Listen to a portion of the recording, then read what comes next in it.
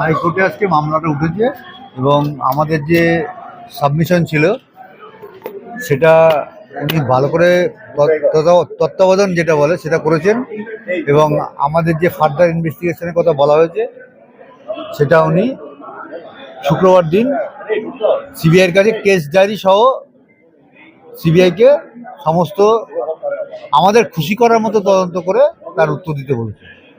তদন্তে কোথায় সমস্যা তৈরি হচ্ছে মানে আপনি কি মনে করছেন?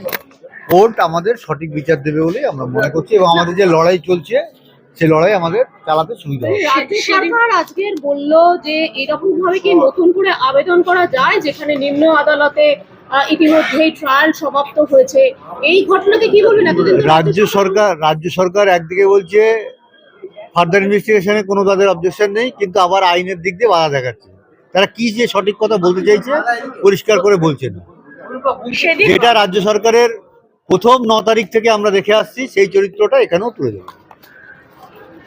সেদিন আপনার মেয়ের সাথে যারা যারা ছিলেন তাদেরকে এখনো ডাকা হয়নি, জিজ্ঞাসাবাদ হয়নি, অনেকেই কথাই বলেছেন।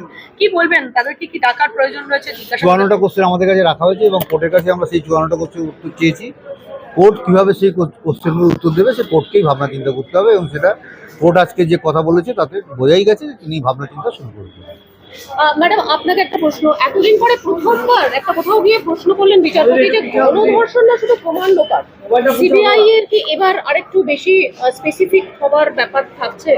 তাদের তদন্তে একটু উঠে আসতে পারে মনে হচ্ছে কিছুটা আমরা বিচারের দিকে এগোচ্ছি, কারণ সিবিআইকে আমরা বারবার চেষ্টা করেও এটা বোঝাতে পারিনি যে এটা আমার মেয়ের যে প্রতিষ্ঠানিক খুন, এটা যে ধর্ষণের মোটিভ না, এটা যে তাকে খুন করাই তার মোটিভ, যে হসপিটালে যে ওষুধ জাল দুর্নীতি এসব সে জেনে ফেলেছিল এবং সে এত পেশেন্ট মারা যায় তার প্রতিবাদ করেছিল, তাকে তাই খুন করা হয়েছে। এটা আমরা সিবিআইকে বারবার বলা সত্ত্বেও সিবিআই এদিকে আওতায় আনেনি। এবার হয়তো আনবে, সিবিআই হয়তো নড়ে চড়ে বসবে। শামিন দা একটু